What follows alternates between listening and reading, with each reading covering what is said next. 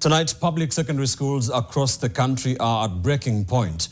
From students skipping meals to principals digging into their own pockets and teachers being sent home, the situation in many schools is dire. Heads of institutions say they are battling depression, playing hide and seek with suppliers and facing hostility from parents and staff, with some even being forced to take personal loans to keep their schools afloat. And all this because the government has failed to release full capitation funds, not just for this term, but part of the last one. Tonight, NTV's David Mudok gives us a rare glimpse into how bad it really is through the voices of head teachers who spoke to us anonymously. Desperate. It's a punishment to the principals who are running institutions. It's a punishment to the students. Their stories paint a picture of survival, not leadership. A second term that should be winding down has become a season of panic in Kenya's public secondary schools. From empty shelves in kitchens to grounded school buses to terminated staff contracts, school heads say they are barely holding it together. And with the current situation, it is not possible. So we are wondering what happened, what changed. We never experienced this in earlier years and even in earlier administration, but for this time, it is worse than before. The classrooms are full, but the money to run them isn't. In some schools, students have been told to forgo basics like bread in the morning just so they can have lunch and supper. Now, some principals are contemplating closing early. We are serving less portions. We have had to agree with the students that wherever they used to pick bread, they skip so that at least they can get lunch and supper. And we're even thinking of closing early because we cannot run to the end of the term. In others, school buses are grounded, their engines faulty, their insurance lapsed.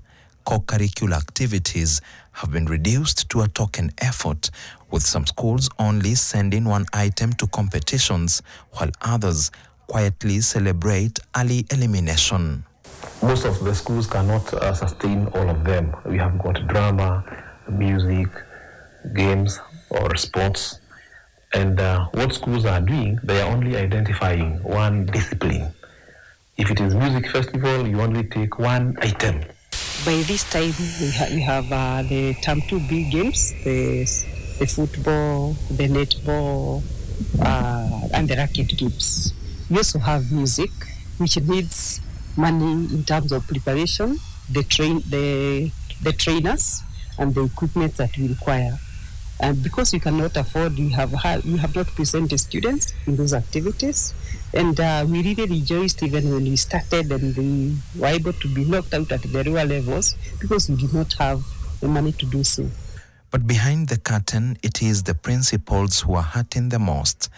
Many are now personally paying for school operations. Others have taken loans, and some are simply drowning in debt and despair. If there is a group that is really depressed, it is the principals, to a point that you feel like you're going to get sick. It's high time that the government listens to our suffering. This job is no longer attractive. I've even heard of some deputy principals who are preferring to remain as deputy principals in places with allowances rather than becoming principals who undergo through this kind of torture, in quotes.